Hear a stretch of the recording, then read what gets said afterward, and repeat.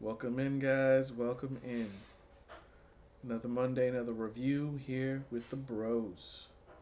Yo, yo. How y'all doing? I'm doing well. How are you doing, Josiah? I'm doing good, Austin. I'm doing good. So we got our names out of the way. So you know Done. what that means? Done That and means that done. we are the Super Super Cinema Bro. Cinema Bros. All right. Bros. All right. This is going to be a more mellow, somber, Oh yeah. slow, plotting episode installment Oh my of the goodness. Super Cinema Bros. You might even say we're dragging some things out. I don't know. Oh man, we dragged out this launch. Thank you for waiting, guys. I know it's been 10 minutes since 8, but you know what? Yeah. Merrick Wolf, welcome in, dude. Welcome in. Welcome in. What's up, Merrick? Always great seeing you. Hey, you didn't let us know last time. How did you like the Super Mario Galaxy movie? Did you check it out? Did you watch it? Did you see it? Yeah. If you did, yeah, Let us know. let us know. And it is you. Hello. Yeah. Good to see you, buddy. Good to see you. All right. All right. So this week, though, talking about this little film right here, Exit 8, or Hachi something Deguchi. Hachi Hachiban. Hachiban. Hachiban Deguchi. Hachiban is just Ban is just the counter. So Hachiban number 8, Deguchi exit. You don't know this yet, Hachiban. Merrick, but if you want to learn Japanese, one of the crazy things about Japanese is there's something called counters for specific things in the Japanese language. So they'll counter a special modifier at the end of a number for flat things, round things, second levels of things. Books, How? cars, Yep. floors on the building, Yeah. and It's so on and so forth. everything. Everything. So if it was like, oh, first story building, ichikai, hachikai, ichikai, something like that. Yeah. Nikai Counters would be for like. chapters, Mm-hmm. counters for verses if you're in the Bible or something like that. But Counters then for for everything. this ban, which I think is a more common counter, uh, it might be a more umbrella counter. I feel like potentially, but Yeah. anyways, oh, okay. So you did see Smart Galaxy and you liked it. Very cool, man. Very cool. Very Glad you cool. did. Glad you enjoyed it. Mm-hmm. Cool. Yeah. You are the Hope you could. demographic. You are the age that they wanted people to really enjoy that movie, and the fact that you did, Yeah. perfect for them. All right. Very cool. All right. Well, this movie isn't exactly for children, but it's not necessarily an adult movie either. It's just not a No, kids no, no. movie. Yeah, Has it's a kind kid of in it. film. Yeah, it's kind of film that I don't know. Kids might be a little bored potentially watching this movie. I'm not sure this movie's for adults either. Just putting that out there. You know, look, I'm actually very fascinated to have this discussion. Very fascinated, indeed. So, yes, we're talking about Exit 8. It is described as a liminal space. Actually, you know what? Let me get into that. I'll give the description brought to you by Monsieur Claude, potentially. Um, I'm gonna edit it down. I did a little bit of a read through before. I'll be making things more vague, but just a little bit more vague. All right, here we go. Exit 8. Ooh, ooh. All right. Exit 8 follows The Lost Man, a subway passenger grappling with uncertainty about big life moments. He witnesses a man harshly scolding a mother for her crying baby and fails to intervene. He is overcome with self doubt about whether he's fit to be a human. Huh. Shortly after an asthma attack, which I personally do have that sometimes, the lost man finds himself trapped in a mysterious, deserted subway corridor that loops on and on. Through cryptic instructions on the wall, he learns he must reach exit 8 by carefully observing his surroundings, turning back whenever he detects an anomaly in the environment and moving forward when nothing has changed. Any mistake resets his progress to exit 0, forcing him to start over in his attempt to escape this surreal purgatory. This film explores themes of courage, responsibility, and what it truly means to step up when others need protection.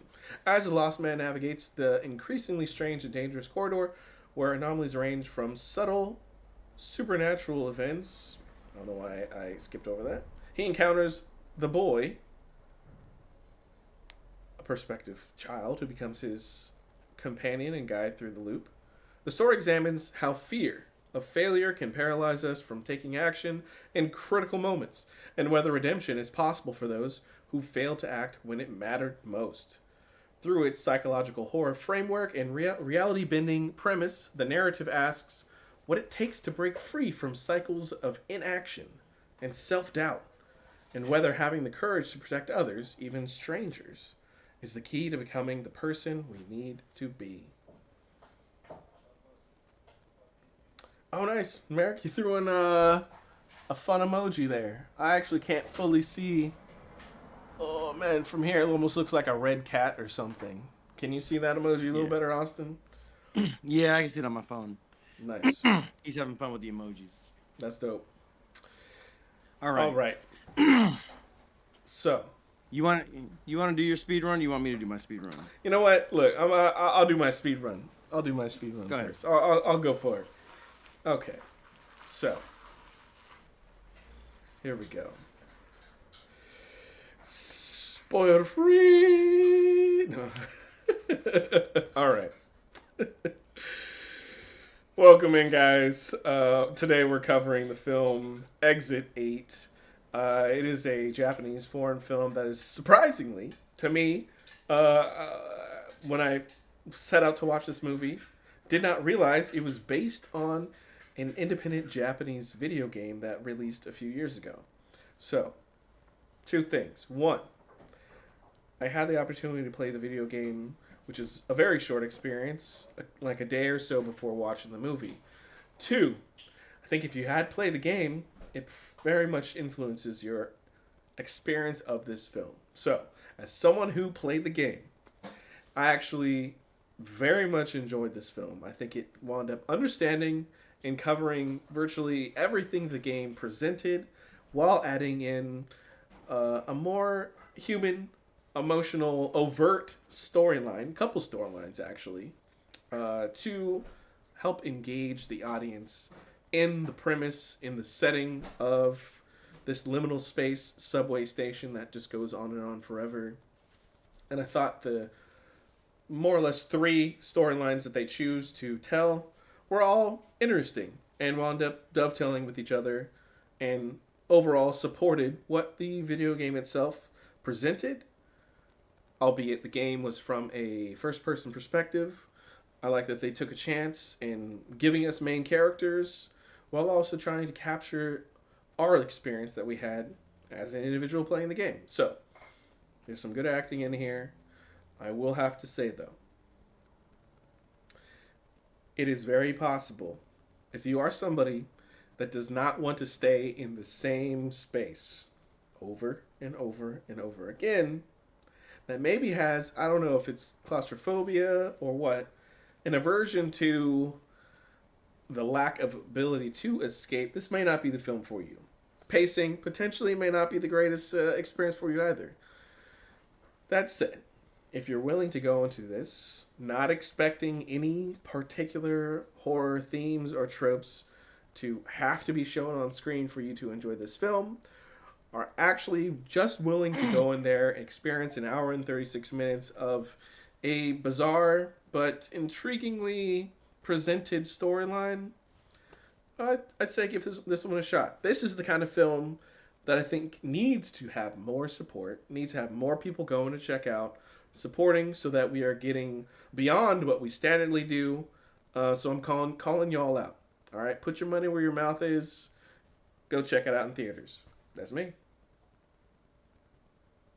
Right. I guess I'll take a crack at this speed run. All right. So this is my speed run review of Exit 8. Exit 8 is a quintessential. Is it kind of like Groundhog Day? I never fully watched that movie. I don't know. Probably. Is it kind of like 8 Monkeys or 12 Monkeys? I forget how many monkeys were in that movie. I think it's 12 Monkeys, but yeah, I didn't watch 12 that one Monkeys. myself. The Terry Gilliam movie. I saw it years ago. It's actually a pretty good movie. I think Mm. it's got Brad Pitt and Bruce Willis. Mm-hmm. Anyway, this is one of those like start again, stop again movies. This movie is what roughly just a little bit over an hour and a half long, but I have to say it feels a bit longer than that. Um, this is the kind of movie I want to say that it would be the kind of movie for someone that likes kind of probing deep psychological psychodramas, but it's not that deep. There's not that much to really wrestle with. They're just trying to get out of this train station. And if you like movies that kind of make you feel claustrophobic when you're watching it, like you're in a confined space, you might get some enjoyment out of this. Uh, I'm curious to ask more questions in the spoiler section as to what parts of the movie are directly inspired or directly come from the video game. I didn't know it was based on a video game. But the vast majority of people who are going to watch this movie are not going to play the video game, didn't even know that it was a video game. This movie is slow and it's plotting. And there's only one, maybe two set pieces. Technically, I mean, it's all one set piece from a Tokyo Metro station. I'm not sure which one, but uh, I don't know. I would have a hard time recommending this movie, unless you just really like slow-paced, kind of plotting movies where they kind of have to figure things out. And there's a couple interesting elements here and there. Um, I didn't find myself nodding off as if I was going to sleep, but I found my mind just kind of going elsewhere because it's just the same thing over and over again, but not in a particularly rewarding way. And so, yeah, this isn't the movie for me. It's not necessarily a bad movie. On the technical merits of it, it's very competently produced and made. The setting is good for what it is. The acting is fine. There's only a few actors. Probably the most expressive person is the guy on the train, you know, screaming at the mother. But yeah, on our established scale of uh, go see it, stream it, uh, skip it. It's somewhere between stream it and skip it for me. I wouldn't recommend seeing this in the theaters. I like different types of movies being made, and there are some redeemable elements in this film, and we'll get into that. But I just got way too restless and anxious just waiting for it to reach its conclusion, and it wasn't fun. I wasn't enjoying myself. So, viewer beware. And I'll end my speed run right there. Thank you. All right. Sweet. That's for the reels, you guys. Yeah. All right. Is there anything you want to say or anything you want to address before we go into spoiler territory?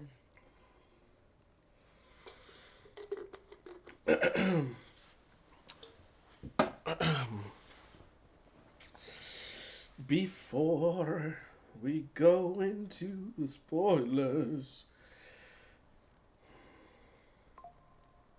So you did not find the three storylines and the actors. Well, I mean, I guess I've spoiled some stuff. It's fine. Don't worry. It's not that deep.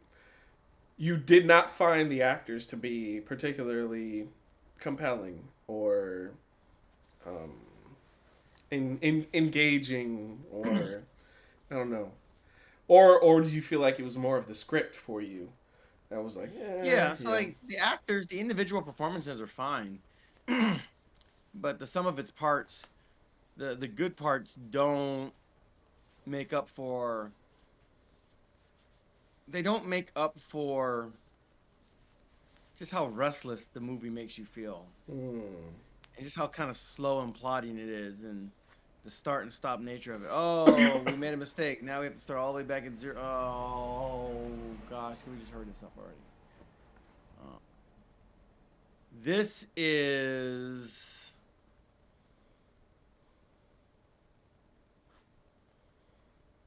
there are things that happen.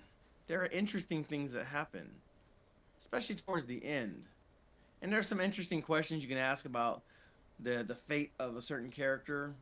Actually, all of the characters, really. But, like, yeah, and we'll get into that in the spoilers. But, if a movie keeps me in a state of anxiety for too long, whatever its merits are, whatever its strengths are, to me, it's just it's not the juice ain't worth the squeeze, and it was just too slow and too plodding, and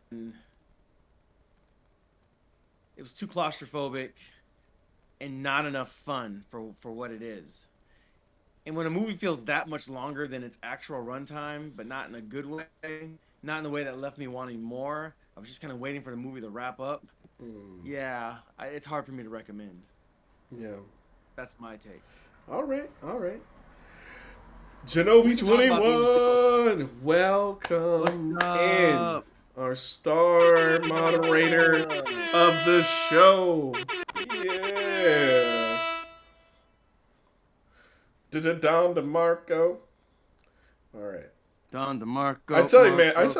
You actually got to grab a soundboard one of these days. I mean, like, I know you could do it. I know you could totally do it. Do I gotta buy the Fresh and Fit soundboard?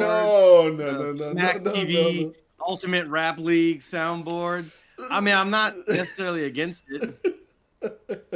I mean, I on my thing, I got, like, because of who I follow, I got a One Piece soundboard, but I can't click any of it because it's all locked. Because I gotta pay for it to get in. I have a Brago D Ace. He's a One Piece YouTuber. I'm sure. Oh, so they actually... I didn't know they sold their soundboards. I guess that makes sense. Yeah. Gotta make money one way or another, huh? Fascinating. I mean, fascinating. I'm not mad at them. Yeah. I just haven't made the purchase because I'm not really on... I'm only on Discord for Super Cinema Bros. I try to stay off Discord as much as possible. I'd rather go to... In terms of a platform... trying to find what I'm looking for and this big long, like, you can keep it. Dang. That's crazy. That's just me. Yeah. But that's fine. All right. Yeah, one of these days. Okay, we gotta figure it out one of these days. Welcome in, Genobi. Yes, you're saying someone's in a musical mood today. Man, I know Austin's always in a musical mood. Like every day. No. Keep it real. I know you're talking to me. Fam? Keep it real. It's real. He's in the building.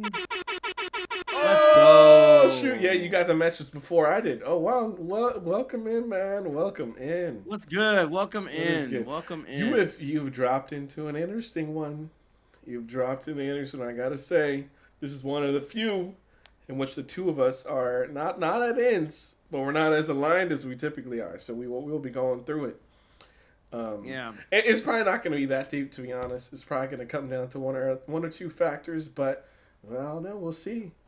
We might get in a fight today. Nah. Yeah. All right. So, right. yeah, I mean, we can just go into spoilers. All right. I know. I've kind of found that like, yeah, the speed run's sort of like the time for non spoilers, and then just go into it, unless there's just really things. Yeah, there's not a whole lot to talk about besides that we didn't cover. I feel like, Yeah. so we'll go in the spoilers. All right. So, ladies and gentlemen, we are exiting the spoiler-free section of this podcast, of this movie review. We are now entering into spoiler territory. So, this is your formal, official spoiler alert, spoiler alert, spoiler alert, spoiler alert. If you have not seen Exit 8 and you do not wish to be spoiled, please pause this video or come back and join us. Let us know what you thought of the movie in the comment section. But otherwise, we are going to be spoiling the film from this point on. So you have been warned. Spoiler alert in 5, 4, 3, 2, 1. Here we go. All right. let's let's get what we liked out of the way. I think that's going to be the quickest part for me. Yeah, that's fair. I mean, so, and what I mean by that is like, okay, the acting is fine. The acting's good. Oh man, you froze on my screen for a second. Okay, no, I think you're back. Okay, you're back. All right, so the acting is fine. They got a little kid. He doesn't say anything, so that's probably a good thing.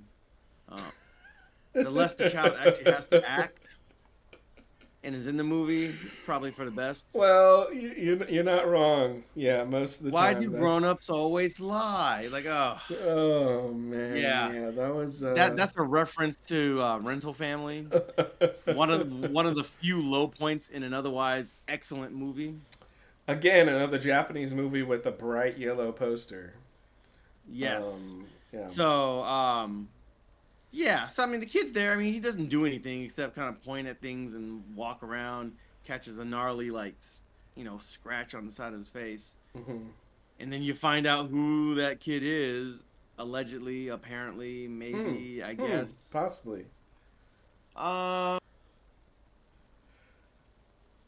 Okay, so the setting for what it is good. You know, the cinematography is fine. I almost wish that this movie. Okay, well, for what it is, it's fine, and it reminds me of many a train station, subway station that I walked through during my time living in Tokyo. And so I may have even walked through the Tokyo Metro station that they used for the set as the setting for this movie where they filmed that. Maybe, I'm not sure. Possibly. It's possible. I get the feeling that unless the game designer based it off of like one specific space, I think this was a fully constructed set. Yeah. Well, I mean, I know that they if you look at the end credits, they thank Tokyo Metro. Tokyo Metro is one of the companies, one of the train companies, one of the subway companies. Yeah. So but my guess, line, Tokyo Metro line. Yeah, I'm pretty sure they used a hallway from one of those stations. So I don't think so. My guess is that they maybe used a train. They possibly used a train at one point, but then they for sure used like the platform getting off the train and the like passageways going between platforms and stuff.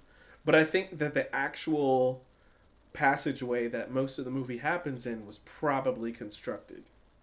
That's my guess because it looks exactly like the games, and so that's what I'm saying. Unless the game section was like, oh, this was specifically based on, Narita, underground passageway, exit number 3 going out to whatever location. I don't think they would have found this specific one, so I think they had to have constructed that. But Are coming to place from late 2024 to early 2025 in Tokyo, mainly in a set that was built as a replica of the original game's underground passage. Um, yeah. Oh, so okay, that actually reminds so me. You hit me up with the details. My wife pointed out. Keep it real. You done been made a nice niche for yourself within our show, hitting us up with the box office details and stuff. Whenever you want to provide that, if you're down to provide it sometime, let us know. yeah, you can just drop it into the live chat. We'd Yeah. always appreciate We that. greatly appreciate Okay, it so yeah. anytime. So I mean, they did thank Tokyo Metro. I don't know if that means like I think the parts of what I mean is like maybe not necessarily the hallway Yes. itself, Yes. Mm-hmm. but like when he gets on and off the train and when Mhm. he's exiting, Yeah. that looks like probably a station that I've exited from Yeah. myself. Yeah. That definitely does. So yeah. Mm-hmm. that probably Sorry. was what they were thanking Tokyo Metro for.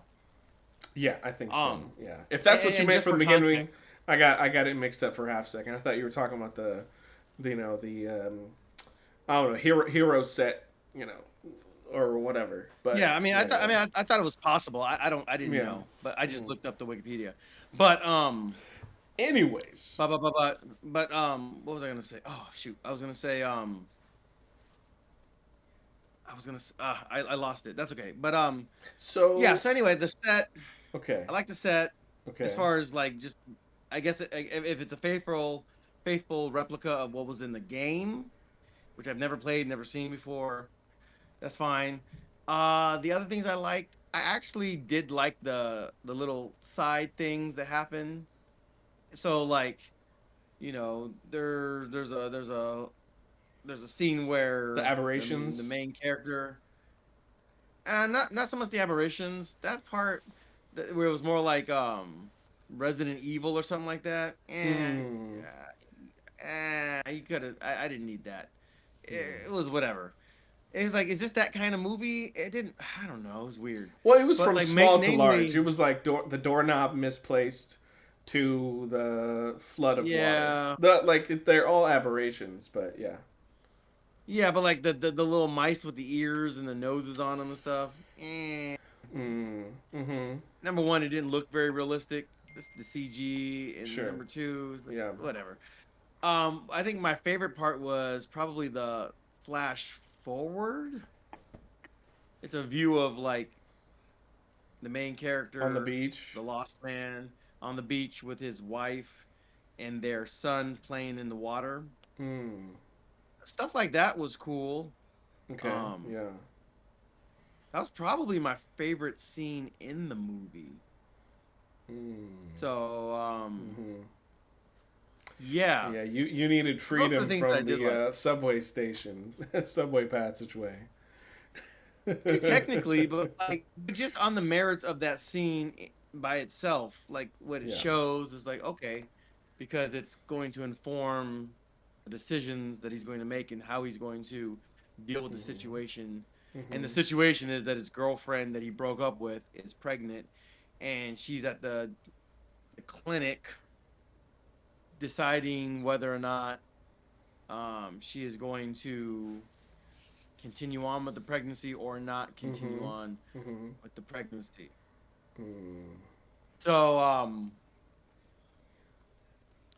and he doesn't really give her he doesn't really give her an answer. And then he ends up in this maze, basically. Mhm. So, yeah, and like the other guy with the briefcase or whatever, who was following the kid initially. Yeah.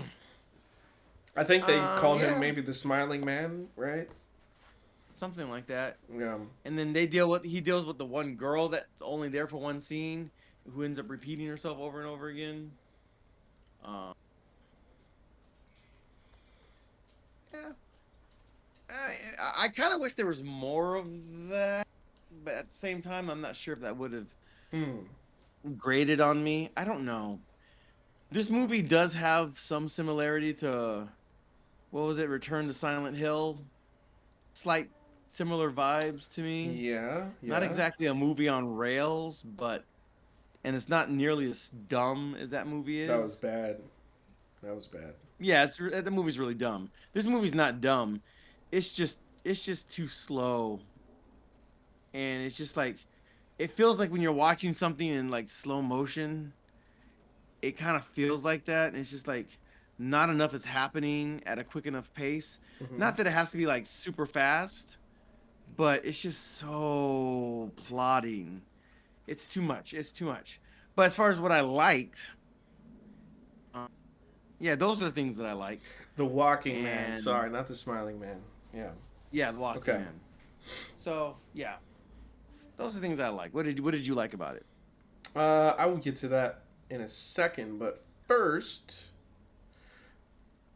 keep it real. Hit us with some details. He said domestic Hey, Exit 8 made 1.4 million, but worldwide the movie made 40.2 million. 42 million.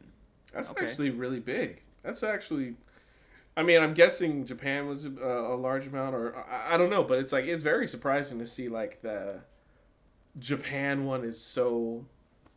I mean, not Japan. The U.S. box office is so small, and then 38 million is like the worldwide. Uh, Mr. David, welcome in. Howdy to you as well. Hey, what's up? Hey, hey, Good to hey. see you. Good seeing you. All Okay. right. So, yeah, welcome in. We're in the spoiler section of this film, Exit 8. Uh, film's basically about these people that are stuck in a Japanese passageway that they can't get out of, and there's kind of like a bizarre Oh, game going on. the last thing that I like, Hmm. because I'm a big fan of MC Escher, the artist, MC Escher, Oh and yeah. so this is Uh-huh. an homage. This movie, I mean, the poster itself is a big homage to MC Escher, so I appreciated that. Yeah, I did too. I Or like. maybe I don't. Maybe when translated into film, it's maddening and anxiety Well, inducing. look, But I love his artwork.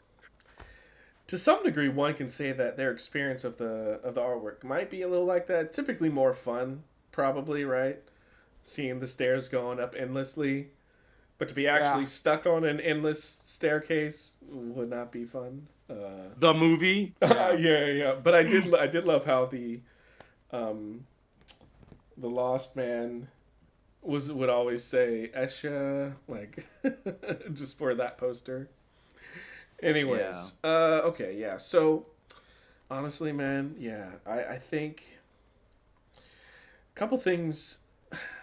Yeah, so I did not specifically tell you that this was based off a video game because I wanted this experience that you would go into it not knowing at all, and I just happened to find out like a day or so before, played the game, then watched the movie, so we could get two You vastly you didn't different think I was gonna go and experiences. play this video game, did you? Bro. No. We both know that wasn't going to happen. No, I look. I know it wasn't going to happen. I was like, what could he play it on? I was like, I don't think he has anything to play it on, anyways. But I At don't. I don't most, want I to. might have like tried to find some YouTube clips or something of them. Honestly, you could have found a playthrough of someone doing it that was like 30 minutes long or something, and you would And then I have. would have just gotten lost down the rabbit hole of like Razor's Edge walkthroughs. For those of Yeah. you who don't know, Razor's Edge was like a first person like parkour, Oh, like Mirror's jumping through Edge. Yeah, Mirror's skyscrapers. Edge. Oh, Mirror's Edge, yes. I would have quickly pivoted to that and got lost down in that rabbit hole for like 3 hours. Those So games were really fun. The first Mirror's Edge, especially, was really good. I would have much rather watched the Mirror's Edge movie or Look, remake. That man, it's a different starring experience. Mila Jovovich. Starring Mila Jovovich. Of course, it's because of course, who else is gonna do that movie? Brother, I would be so sad about that. No, I mean, if you want to get like a B tier, C tier actor for, I think her name was Faith. Um, I don't know. Maybe instead of Mila Jovovich, I'd take that actress that played like what was it, Nikita or something like that. Anyways, Yeah. because Faith is Asian. We don't need Mila Jovovich stealing another role like that. Starring Lucy Liu. Maybe more like Lucy Liu's daughter or something. Anyways. Oh, David's asked the melting clock guy. No, melting clock guy was Dali, I believe. I'm pretty sure. Salvador Dali? Yeah, I think that was Dali. No, Escher is the guy that. Yeah, like I was saying, like the endless staircase. He would do math based geometric designs where there were just like infinite loops of some type. It was the only thing that he did, but that was like the endless staircases. His like big famous piece, I believe. So, I mean, technically, this isn't in like an Escher specifically. I mean, he probably did something like that, I'm sure. Yeah, so anyways, stuff that I liked about it. All right, so I gave that long spiel about, seeing the movie from different perspectives. So, look, I'm a big sucker for video games in general. I love basically all the genres. I especially love puzzle games of all type. My wife and I, we played through like half a year ago. There's a game called Blue Prince, which is a play on like a little Blue Prince, like king, little king to be, and blueprints as in architectural blueprints. There you go. See, man, you want to use the soundboard. I know. You need to get that soundboard. You're gonna do it. You're gonna make it happen. Hey, look. All right. The Untitled Goose Game. That's another fantastic game. Okay. Even though it's maybe a duck sound, it's basically the same thing, though, right?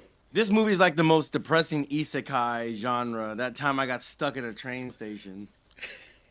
You know That's what? basically what this movie Look. I want to give Isekai a little bit of a little pat on the back. Found out my Isekai would technically be more fun. that time I found out my ex-girlfriend was pregnant and I got stuck in a train station as a slime. Sheesh. Hang on. Bro, it was starting to go in the isekai direction with that girl that showed up. I don't feel good about that. Boy. Wait a second. Oh no. Yes. It was Salvador Dali with the melting, dripping clocks. Yeah. I'm pretty sure like Bugs Bunny did a run through in one of the episodes or something like that, or Roadrunner did. I'm pretty sure. Or maybe Salvador Dali was in part of Fantasia or something. He had something to do with Disney. They might have done a parody of it in one of the Looney Tunes cartoons. I can't remember exactly. Anyway, man, I think I just learned a detail. Yeah, that's not exactly what I wanted to learn. Okay. Well, I was gonna say, you're talking about isekai. I was like, it's starting to go in that direction with the girl that the walking man comes across, the woman that the walking man comes across. Now they got her credited here as the high school girl. I'm like, oh, why'd they do that? That's messed up. Anyways, I'll move on from the isekai comment. We don't want to get flagged for anything weird. Oh dear God! Oh goodness! So, yeah, let's move on very quickly. So yeah, anyways, long story short, love video games, puzzle games especially. I highly recommend Blueprints if you've not played it. That game is similar in a way in which like there's basically nobody around, but like the whole mechanic is you enter the foyer of a mansion, and once you go to, and you have 3 doors. Once you approach a door, you have like 3 options on what room you draft on the other side of the door. And you gotta get like all through a bunch of rooms to get to the final room. Anyways, super fun game, really cool. Would be fascinating if they made a movie of it as well. Probably might feel similar in some ways. But Portal 2, Portal 1, absolutely fantastic games. Definitely go check those out as well. So, played this game, and just like it's presented in the storyline. You wind up going through the subway. You actually start in the actual corridor. So you don't have any of the like, oh, you're playing as a character on the subway. You hear a guy yelling at a woman with a baby. It's 100% first person. The only character that you see in the game is human that you see in the game is the walking man. So you wind up coming across after you go through the passageway and find out that you're like back where you started. You're like, oh, this is strange. You go through it again, and then you finally see the directions on like look out for aberrations. If there's an aberration, turn around, turn back. If there's not, go forward. Exit through exit 8. And then you see, the yellow board. So they actually recreated everything like to a T and added a little bit. Like they added in the lockers like after the main turn and the blanket on the ground and the like photo booth. So that wasn't present in the like room, but like virtually everything else was like one to one, looked amazing. The posters they did change, and I figured they probably would change that. But the game was really fun. Now the game itself, though, if you're like looking for, it's like a I don't know $3 game or something.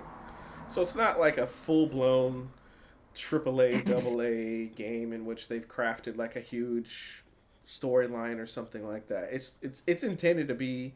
I don't know how big the design team was of the game. I don't think it was that big. Maybe like 15 people, if even. I'm sure most of them were just like special contributors here or there. It's just supposed to be a bit of a like eerie, strange experience that is something that's not typically done. And that's kind of what the indie game space winds up being. So the game wound up being quite a bit of fun. Although at the same time, like I kind of left it wanting it to be more horrifying.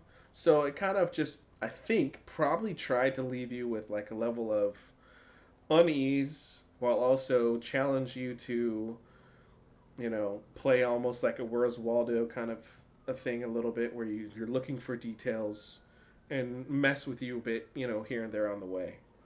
Yeah, so I guess I've gone really long with this. I'm just saying this. I think the people that made this movie very much understood like what the game was going for and how to play the game technically, and don't hold me exactly to it.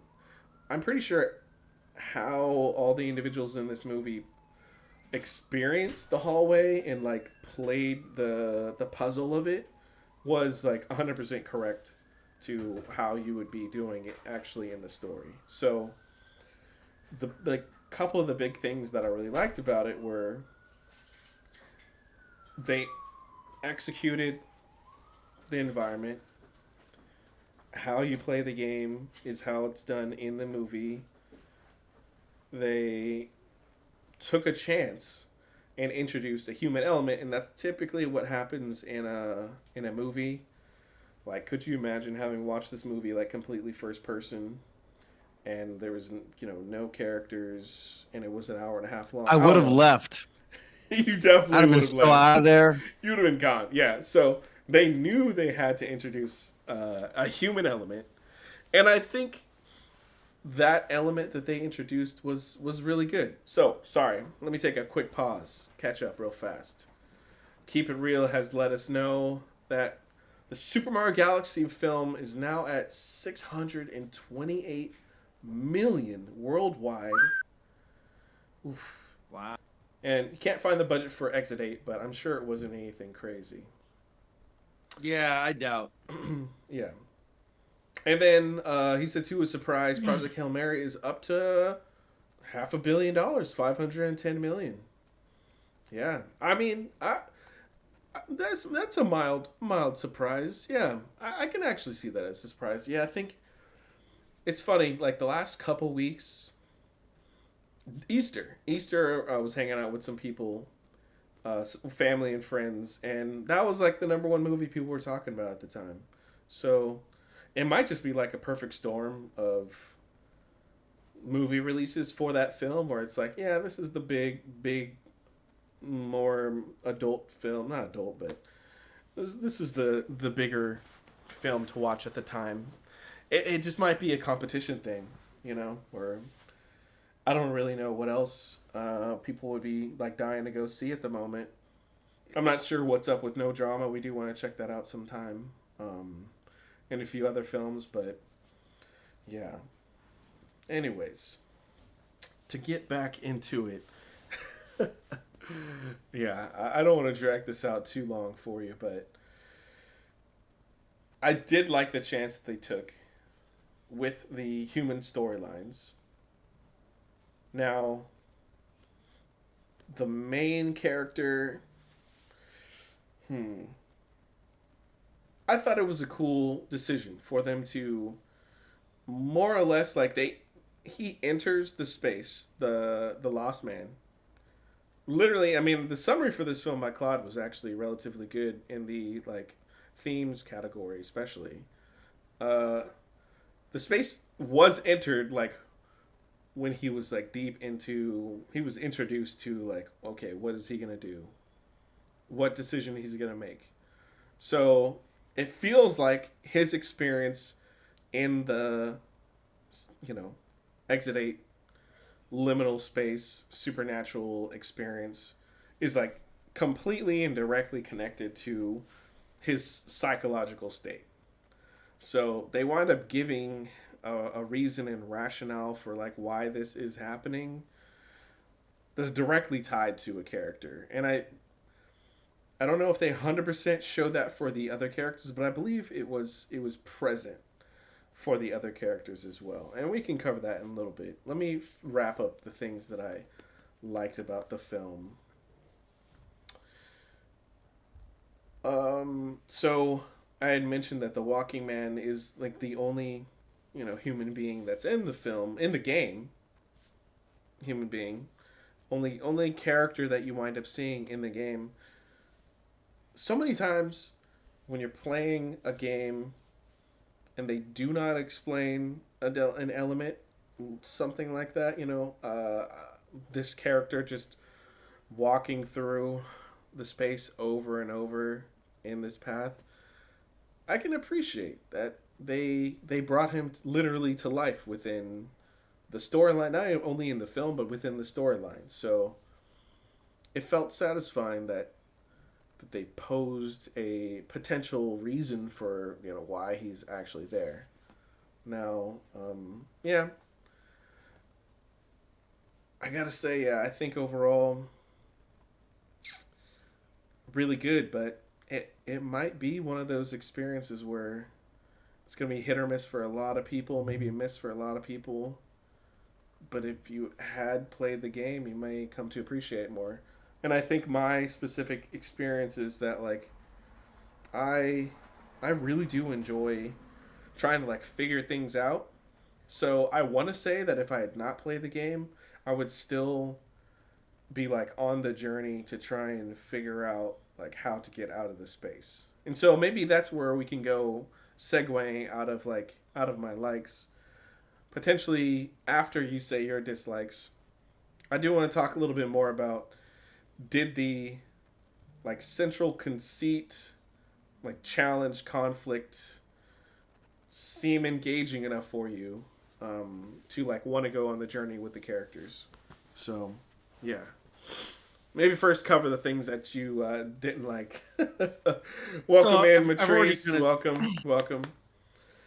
Thank Hang you for on. joining. Oh snap, Matrice.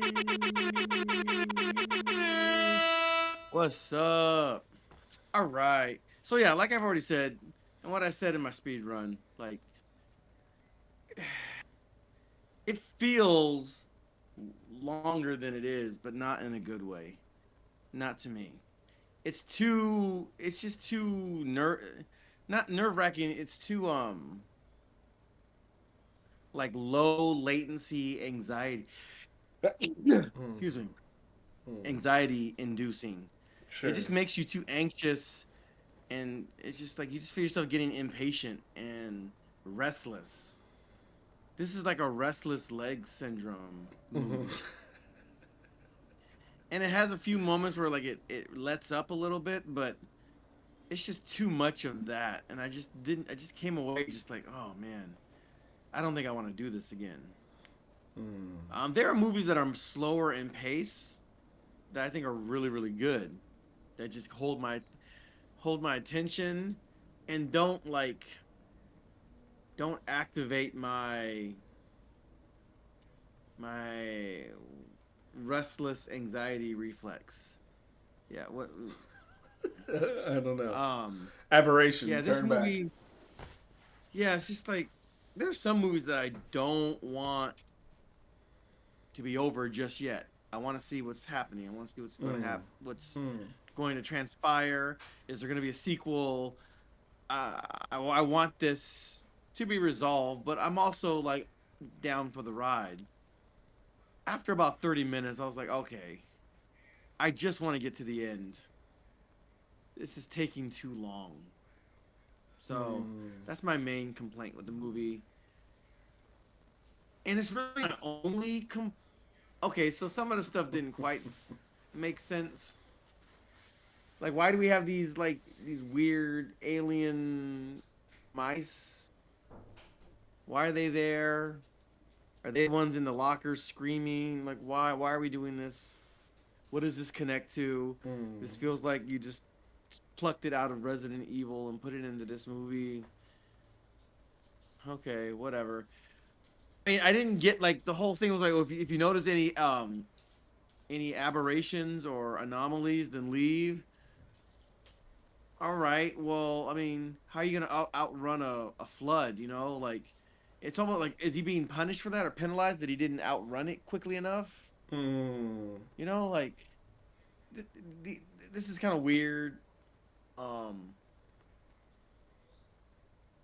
yeah. Uh, Something I'm wondering about is like, did the man that went up the stairs, did he actually survive and make it out, or was he punished by perpetually being there because he abandoned the child at the end? It kind of almost makes you think that he did. How come the other guy didn't run into the same girl that the suitcase guy did? I don't know. Um, yeah, okay. The kid found the doorknob in the middle of the. All right. I mean, it's an interesting concept, but it could quickly become tedious. Oh, you made a mistake. Oh, we're starting to zero. Like, oh man, like this movie could have been 3 hours long. Thank God it wasn't.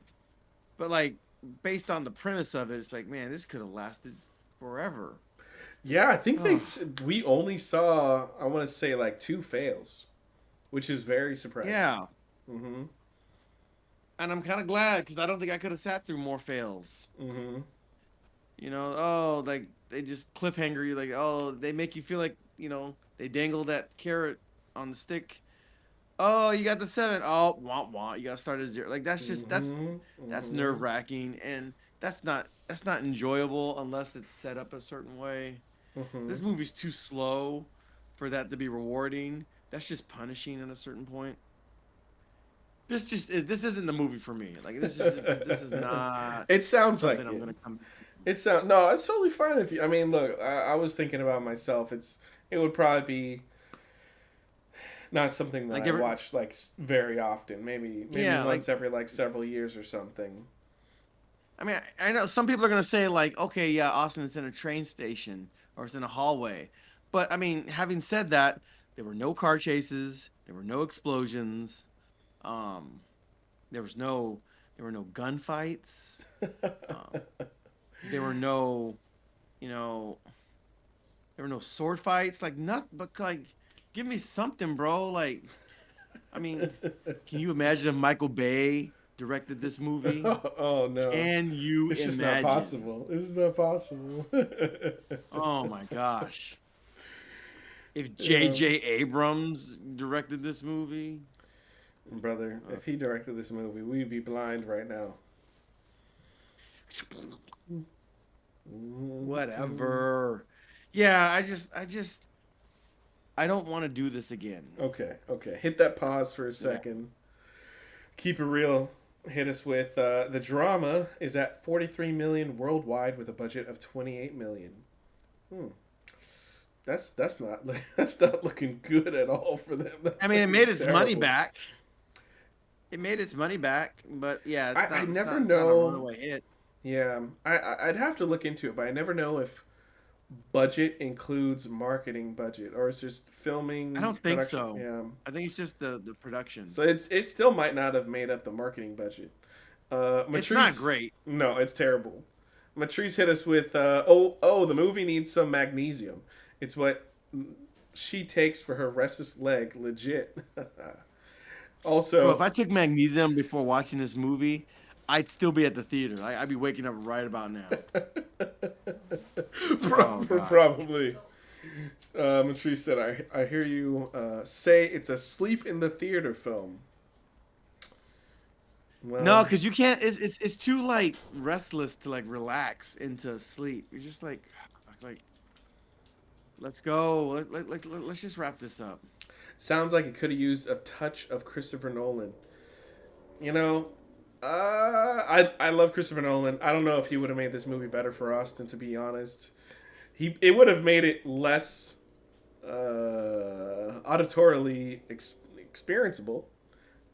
We would have heard even in fewer elements of this movie, although it is in Japanese with subtitles, so that would not have been a problem. All right, all right. So Yeah. I do want to get to some negatives also myself. Trying to think, it's actually not a terrible amount, but I'm like halfway on the.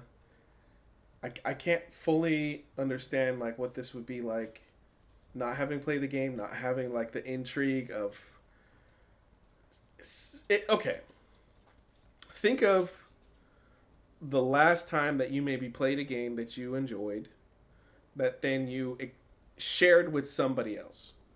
So when you have that experience sharing it with somebody else, you typically are watching them go through it for the first time. You're like observing their overall experience, what they're getting, what they're not getting, and you're kind of like you're observing and curious to see what choices and decisions they wind up making. And if it's something that you really like you're fine going through that process. Maybe they take 3 times, 5 times longer than you would solving a puzzle or problem. But you wind up liking the game so much that you're fine to like experience that with somebody else.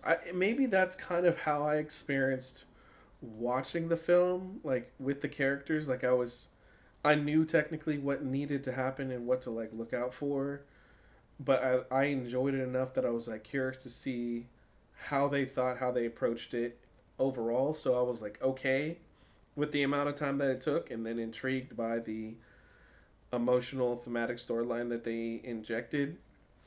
But yeah, just coming at it out of nowhere with no experience. I mean, I might have been more okay with it. I mean, like I said, they technically failed only twice out of like all the times. That said, I did notice that at some point, our main character is going through. He's saying all the posters. He's saying all the landmarks, and that happens quite a few times. As that happened, time and time again, I did pause for a second in the theater. I was like, like even from just like a script reading kind of standpoint, this is very very very repetitive. So I can see that like weighing on people for sure. So the things in between, like they needed to speed run that effectively, and then they chose to break it up with character moments, flashbacks, flash forwards, and stuff like that.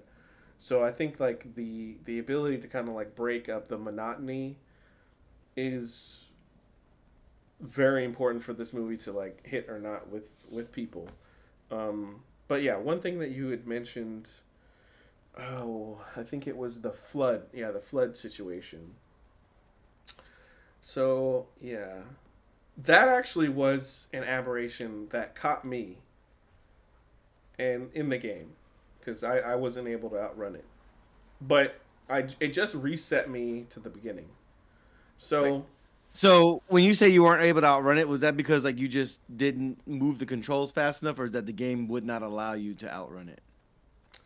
I feel like it shows up like as you're like halfway down the hallway, and like maybe somehow if you had like lightning fast reflexes, then you could outrun it. But it is one of those things where it's like it's not actually really outrunnable.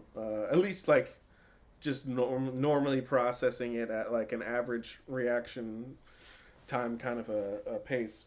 What frame rate were you playing at? Man, so it was my PS5. I think the game I want to say plays at 60 So frames. so it wasn't on the PC, it was on your PS5? Mm-hmm. Mm-hmm.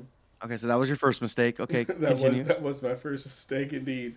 I could have been playing at 144, man, on the PC. Yeah, that was my first mistake for sure. Yeah. Um, but yeah, so I guess that's not really a problem because he.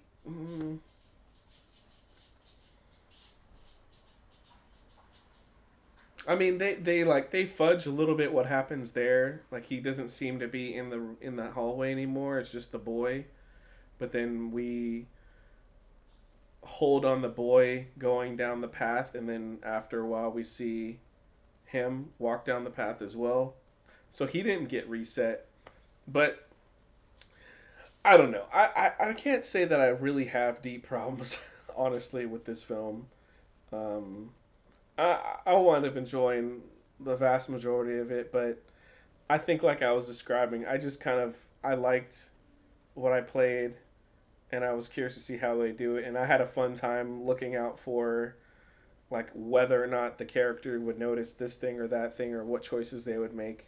So I almost felt like I was someone who had success. I mean, I was technically someone who successfully made it through the puzzle and was looking at someone else go through the puzzle. And for them to fail only twice, yeah, was a lot better than it could have been. Now they could have done a montage of like fail, fail, fail, fail, fail, and like really sped it up. But I knew at some point when it was like, I don't know, an hour into the film, I was like, well, I don't think they have enough time for another fail. So, anyways, um, yeah, let's just get on to the question that I had before, which was, Okay. were you not were you at all intrigued by the puzzle itself? I mean, initially, Mm, but I mean, at a certain point, I just want them to hurry up and finish it. mm, mm-hmm, The intrigue, I mean, I didn't find the intrigue growing as the film went on. Like there was some big reveal. mm-hmm, Um, I just like, all right, like, maybe if there was like, it was more of like, if it was more puzzle based, that might have been more interesting. mm, And it might have been like, Dark Yugi trying to figure out the heart of the cards kind of thing. yeah, Like, or, like they're trying to Rubik's Cube it or Sherlock Holmes it, if it was more that kind of movie, maybe. mm, But the way it was set up is just like, all right, there's some obvious anomalies.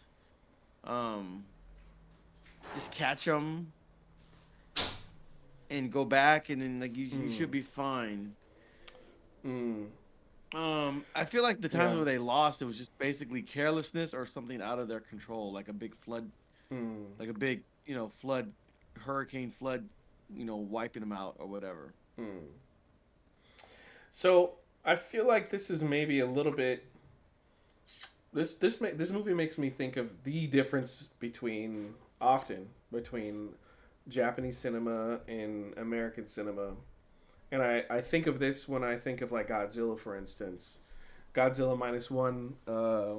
You can go back check out our reviews. We wound up really loving the film, quite a bit, and one of the big elements for why we like it is because Godzilla is not supposed to simply just be a giant monster terrorizing. There are emotional and thematic things that the movie is exploring through the character that go back to the original Japanese film.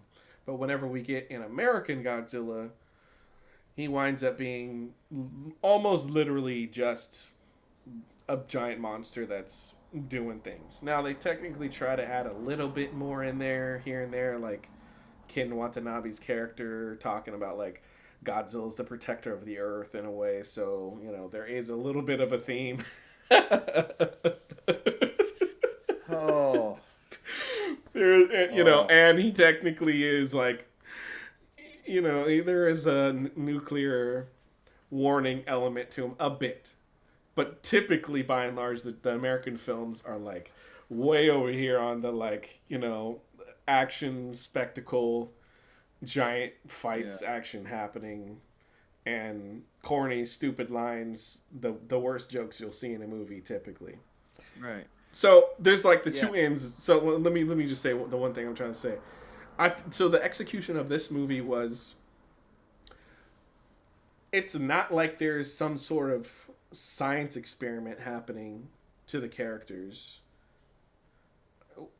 that like in an American film what I would probably do, or like a literal demon or something like that.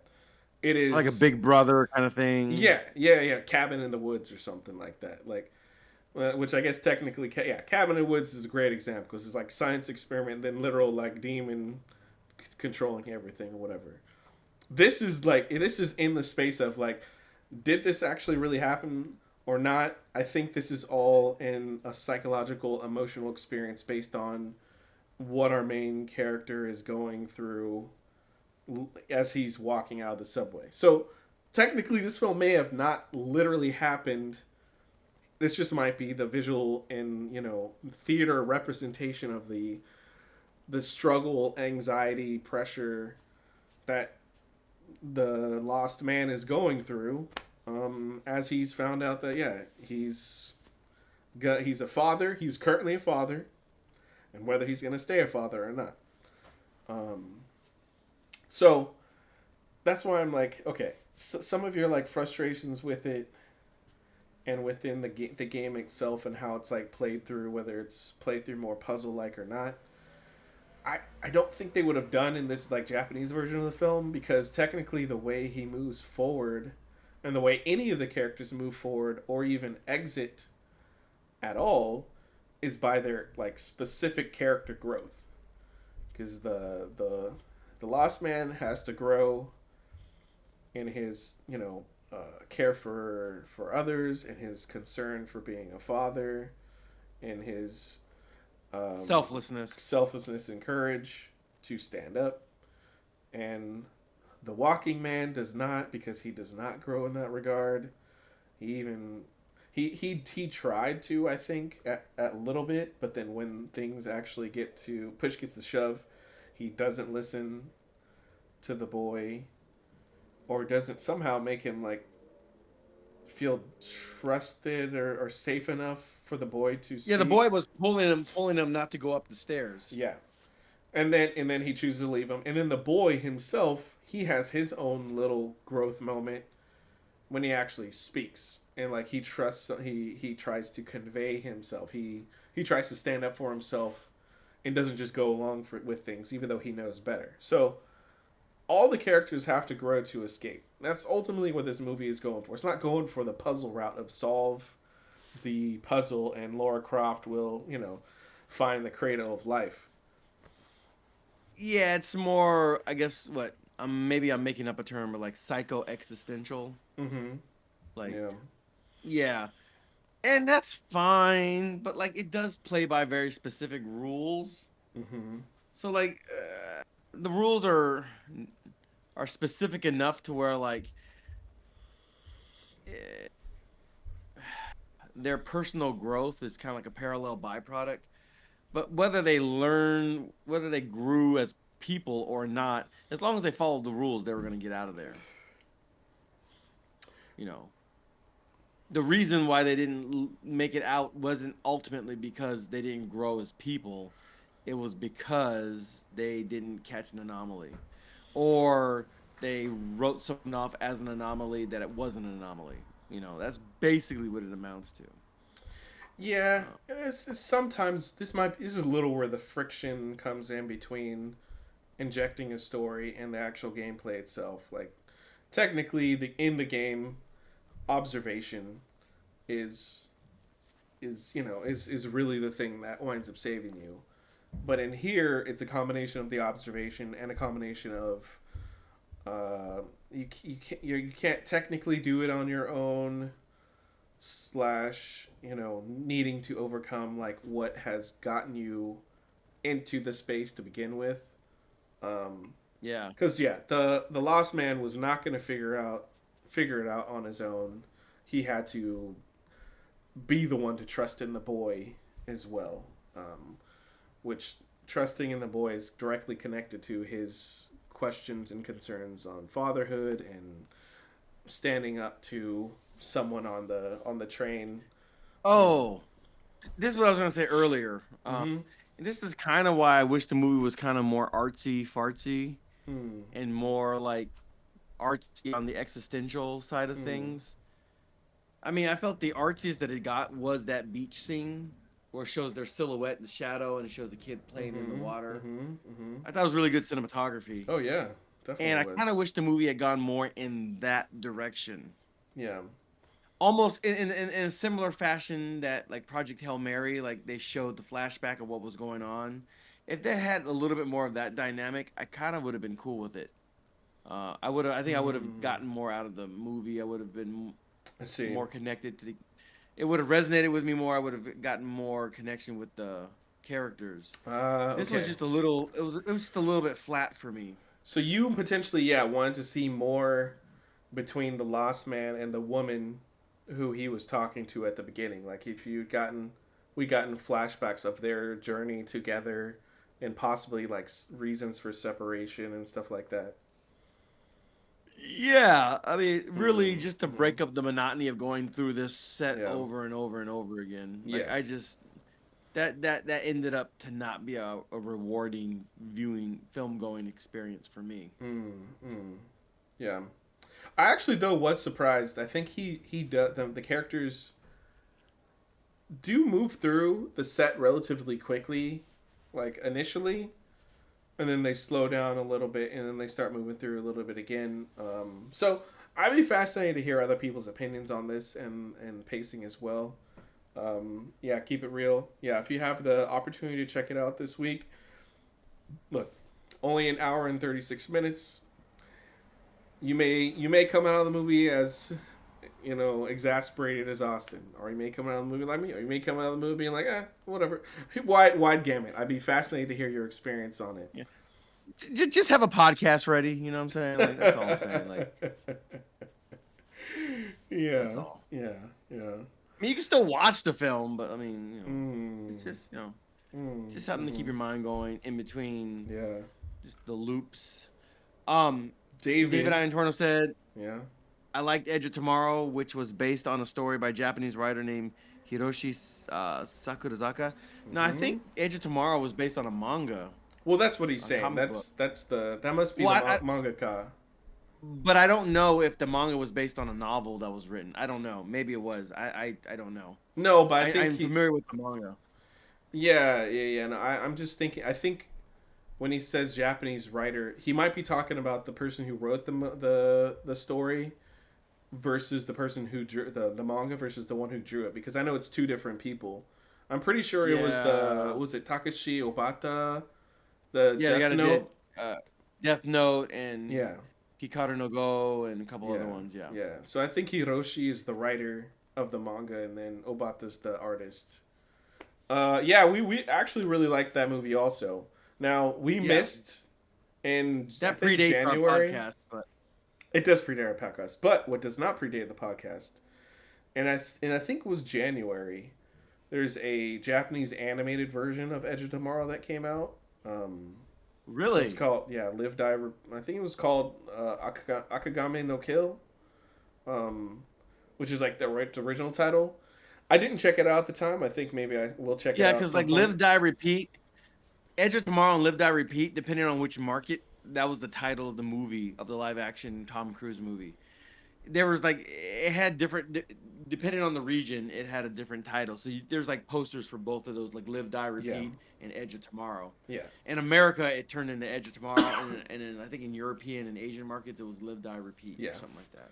And actually, here after the movie released, I think even maybe even on Blu-ray or DVD or maybe right before, they retitled the movie "Live Die Repeat: Edge of Tomorrow." So they Oh, changed the title here as all well. right. Anyways, I'm just trying to say a Japanese animated film version of that came out in theaters in January. I had a friend that checked it out. He thought it was Oh, this year? Yeah, this year. He thought it was maybe it was intriguing, You said it but was not an amazing. Akagame. Akagame got killed. I thought that was a regular, the different anime. Mm, not that. I think I'm mispronouncing it. Um,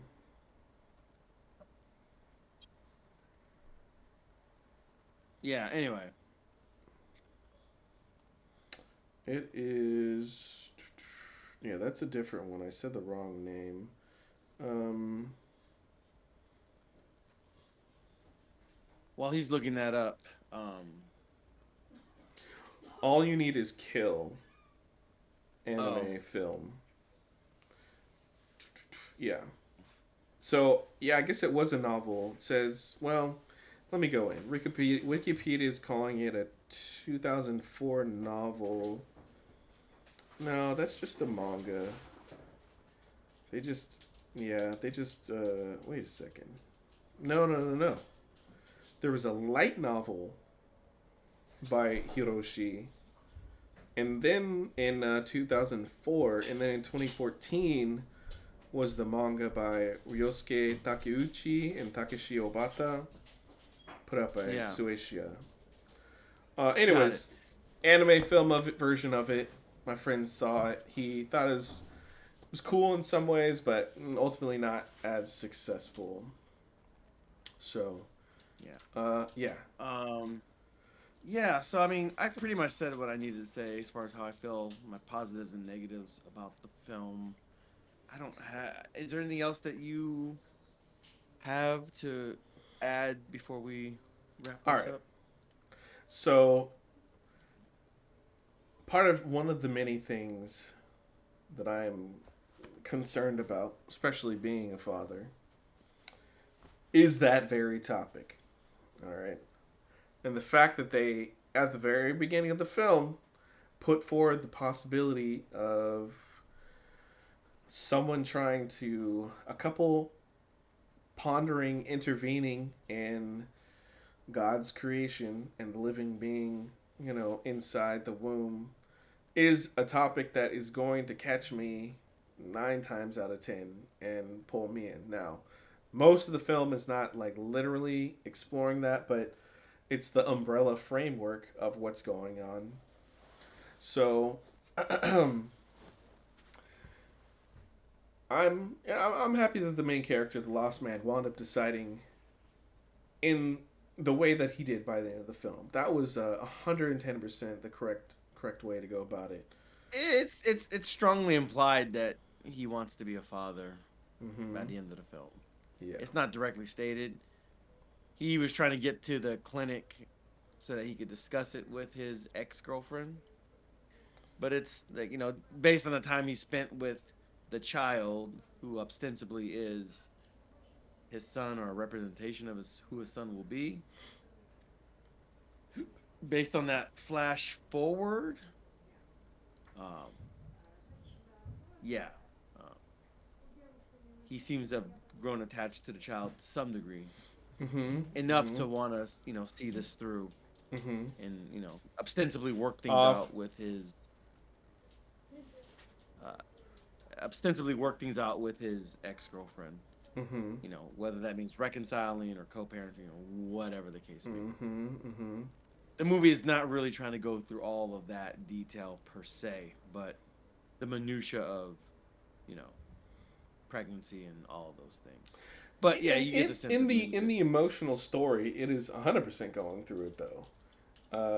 No, I mean it may not be. I'm Yeah, talking about the logistics of it and the yeah, specifics of it and yeah. that kind of stuff. It's not concerned with those things, Mm-hmm. but the emotional pulse of the movie is like, yeah, what am I gonna do with my life? What are we going to do about this child that's coming? Mm-hmm. Mm-hmm. And am I capable? Am I equipped? Am I fit to participate with you in bringing this life into the world? Yeah.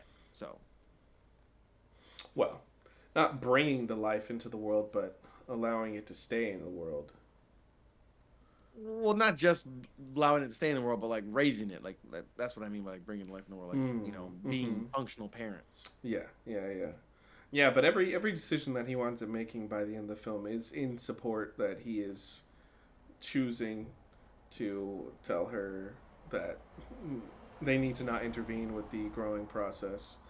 I mean, powerful moment when he winds up, rescuing the boy, putting him on top of the exit 8 sign during the flood, and you were mentioning a couple like beautiful Is that in the cinematographic game? moments. No, no, no. Like I'm saying, like the only character, the only human being that you wind up seeing in the game is the walking man. So Okay. the lost man, the boy, the high school girl, the woman, they're all added characters to the film to the added characters to Flesh the it out. film. Yeah. Like the game is literally just the puzzle and the walking man and like, eerie things happening. So, yeah. Is it more on the sci-fi eeriness in the game? Basically, all the aberrations that they showed are aberrations that happen in the game, and then I think the movie only covers like a third of them or so. I think there are like 30 some different aberrations in the game. Um, it Does that covers. make the game like super overly easy? Up, that's an aberration. Going back, like this doesn't sound like a super difficult game. Well, it's not. Like It's not if supposed the to be. poster is slightly skewed or different, or the they're smiling in one version of the poster and in the other one they're like frowning. Like, Well, here's the how long thing. did it take you to beat this game? It actually took me a How many? couple hours because Okay. I kept making mistakes. I kept thinking that everything was fine and would progress and didn't turn back. Like a couple, let me just tell you, a couple of things that wound up catching me, and I didn't know each aberration that I missed, but a couple of aberrations I missed were, you know how the sign on the back of it said turn back, turn back, turn back? I'm pretty sure Hmm. one time I went down the path and didn't see that. So that caught me for not, turning around and looking back. Um, I think another one that caught me was. Hmm. Mm, maybe the. Yeah, I actually don't know some of the other ones that didn't catch me.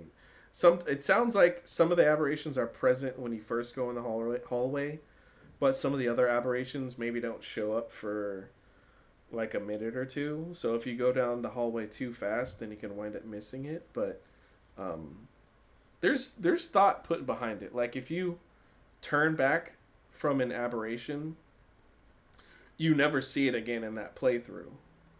So you're not Oh. looking for the same ones over and over. But I mean, the thing that takes you the most time is like you don't know what the aberrations are. You don't know where they're going to show up.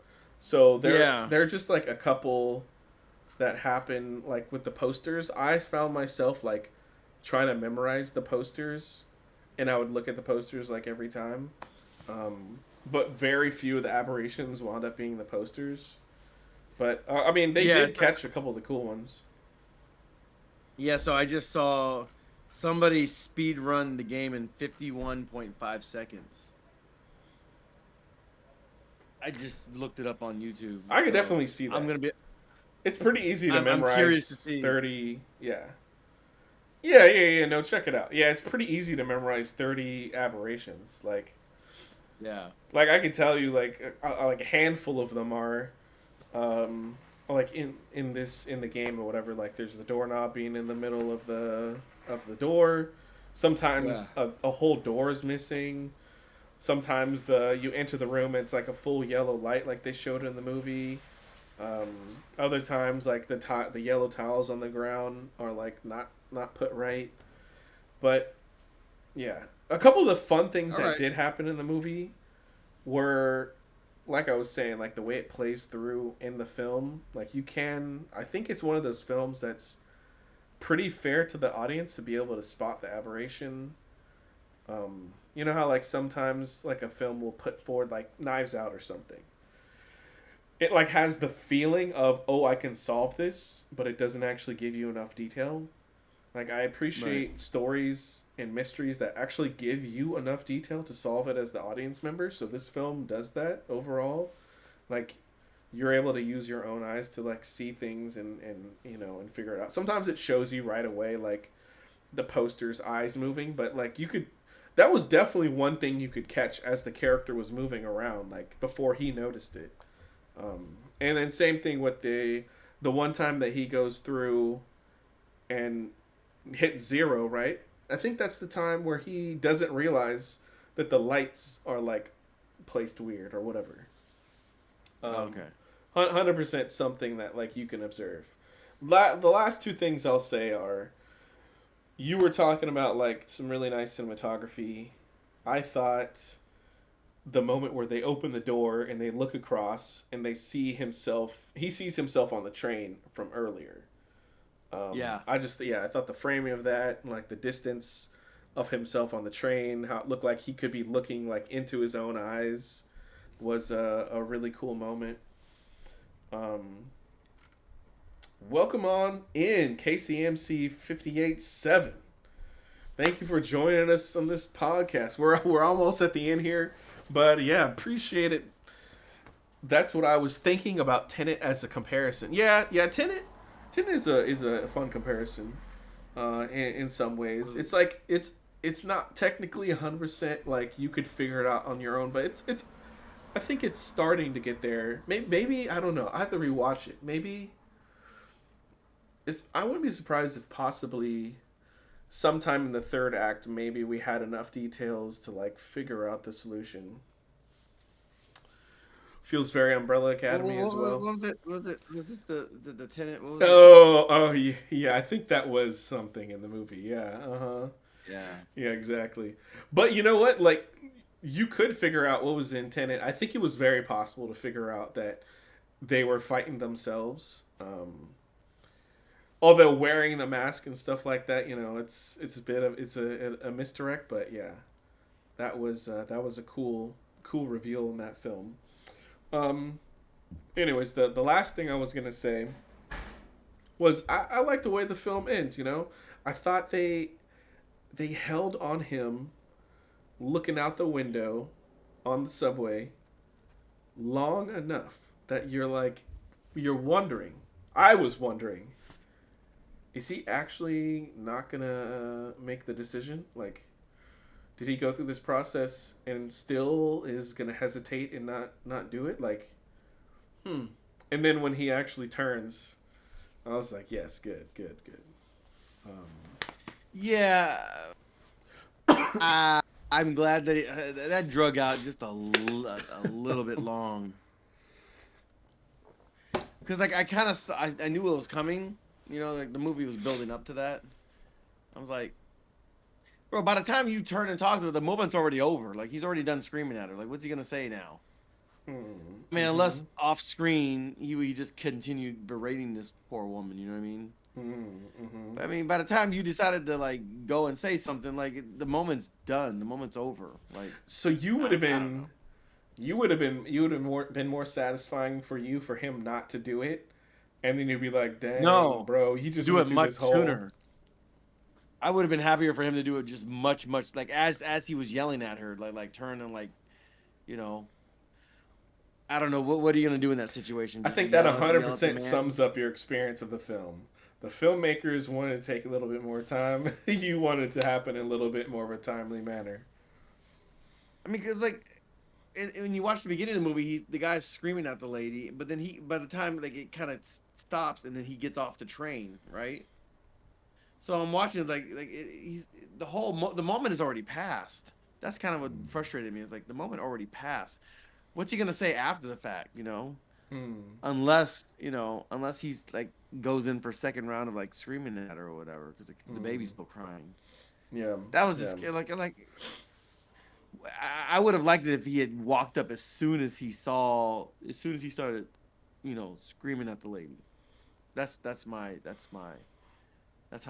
feeling of it. Hmm. 'Cause Yeah. at that point, That is it was sort really of my hope brave? as well. He went through so much. Hey, you shouldn't have Yeah. done that 15 seconds ago. Like, Mm. Mm-hmm. all right, tough guy. Like, Yeah. the moment's passed. The lady's already gotten off the train. Like, I it's know. done. Yeah, it's so sad. Yeah. But we did see he was going off on her for a long time, so maybe he had a good amount of time to wait. But yeah, he could have Yeah. done it earlier. It felt like it would have been satisfying for his character to do it much faster. Like he did just go through quite a bit, but I don't know. Sometimes that goes to show that like people can learn something and still hesitate in the moment. Sorry, KCMC, Yeah. you wind up hitting us with the Feels Very Umbrella Academy 2. Man, it's been a while since I've read that comic, and I didn't actually see the whole series. I got to go back and watch it. Yeah, I didn't watch it, so I Yeah. don't. I don't know. All I know is like if that were me as an American who's way taller than that dude, I promise you, and way more of an imposer, I wouldn't have even had to say anything. I would have just stood right next. I would have got like just right next to him and went, Mm. shh. Akacha no Mhm. wa, no, no, no, no. Like the baby's sleeping. Nette imasu yo ne. Shh. Kizuka ni shite kudasai. You Mhm. know, Mhm. and just would have just stood right next to him. So he would have been like right here, and I just would have been like, shh. Calmado, papi. Chill out. And if Mhm. every time he tried to raise his voice, shh. Yeah, Mhm. because he doesn't want to get into it with me.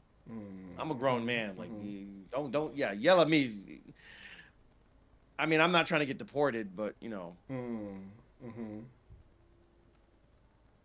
like I love America.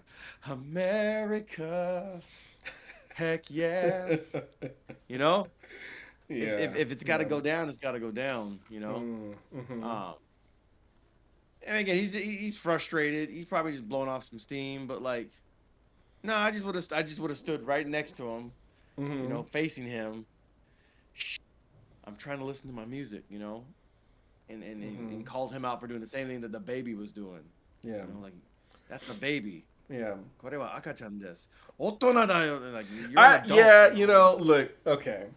Okay, now that you bring that up, That's what I I would have done. I'd like to believe, and maybe it's probably not true of every last car in Japan.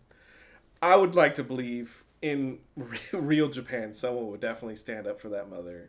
Like the fact that like you think they would just left her hanging like that? Oh my gosh, that is so savage. Unless another American was on the train. Oh man, even with that Unless a businessman yelling unless at a her. corn-fed Texan was Yeah. on the train. No, no. Okay. They would have Okay. just All right. what he did originally is very what Japanese people would do. You can feel about that however you want to feel about that. But All right. yeah, All that's right. what Japanese people All would right. do. All right. What was he gonna do? Hey, Yeah. what was he gonna say to this I guy that he know. was smaller than? Keep it real, That's brother. Thank you for coming on by. Thank you. Appreciate you liking the show. See you next week. Hope that you have a wonderful one. And yeah, man, peace and much love to you as well. Yeah, Always. man. So yeah, I think just to wrap it up, like that's probably why I was frustrated with that last scene. In addition to how much time it was, because it's like I wish I would catch somebody screaming at a poor mother with the crying child, making the situation worse. I wish you would. Yeah, because yeah, pick goes in the hair. Yeah, hey buddy, how's it going? Here Do you here speak comes English? Gaijin right now. Hmm. Yeah, Yeah. Because I wouldn't stand for that. Yeah. Can't, man. You can't. Yep.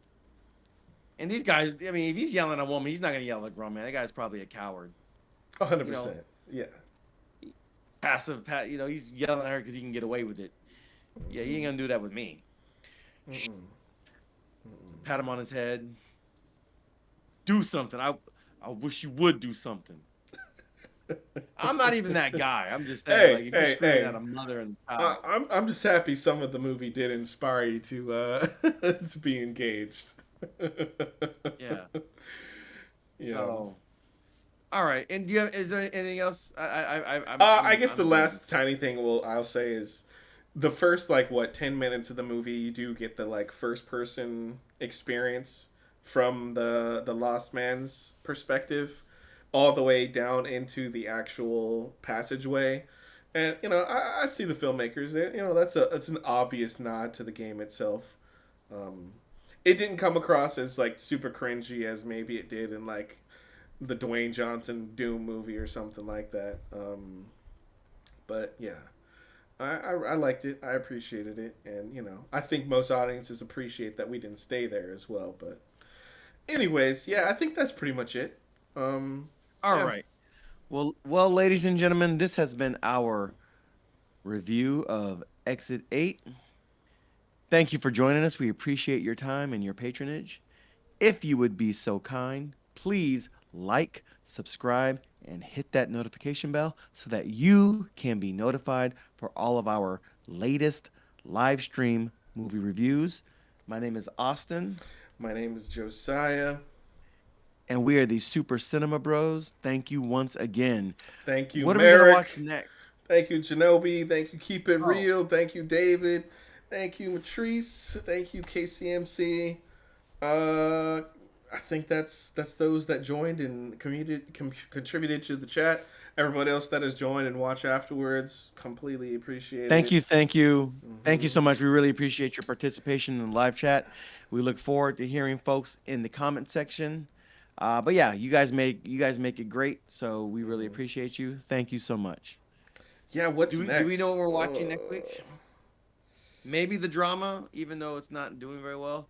But I'm not going to be governed by box office. Like that doesn't make it a good or bad movie. Yeah. So there's I mean, that. the Barbie movie made like $1 billion, and if I was going based on how that movie is an abomination. Uh, Bro, yeah, we're gonna have to put it out there and say what we're gonna watch. I think we'll probably discuss it right after this. There's Yeah. technically a new Mummy movie. I think it's a vastly different take than most of the Mummy Oh yeah, movies. I saw the trailer for it. A lot of flesh eating. Yeah, it sounded like it was pretty gory, so I'm not really leaning towards that, to be honest. Some Um, creepy little girl, and you yeah. know. My dad wind up sharing. Oh, it looks like David also here. Same time, fascinatingly enough, wound up sharing about A Great Awakening, which is about. It says before the American Revolution, there was a revelation. Um, those are a couple considerations. Okay. Maybe, yeah, could be it. Could be it. I don't know. We'll discuss. We'll look and see what all is coming out or this Yeah. week or is already We'll come out. to a conclusion. It's kind of a We'll make a slow time decision. besides some of the big obvious ones that have come out that we've covered already. Yeah, next week is a little bit weird. The week after that is the Michael movie. So And I think that's next week. it comes out on the 24th. Yeah, Is that next week? that will be next Friday, not this Friday. Yeah, So not it's this Friday. The Friday after. So it's just this week. We'll figure Yeah, out. Yeah. that's what I'm saying. Yeah. Anyways, So yeah, we'll figure it out. yeah, follow us on Instagram. We'll let you know, hopefully in the next day or so, what we're gonna check out. So, if you want to, you can check it out and join us for next Monday. All right. Yeah. So yeah, with that, may the Lord bless and keep you. May His light shine upon you. May He bless you and give you His peace. You guys have a wonderful week. We'll catch you this time or thereabouts next week. And yeah, this is Super Cinema Bros signing off. God Mhm. bless. God bless you.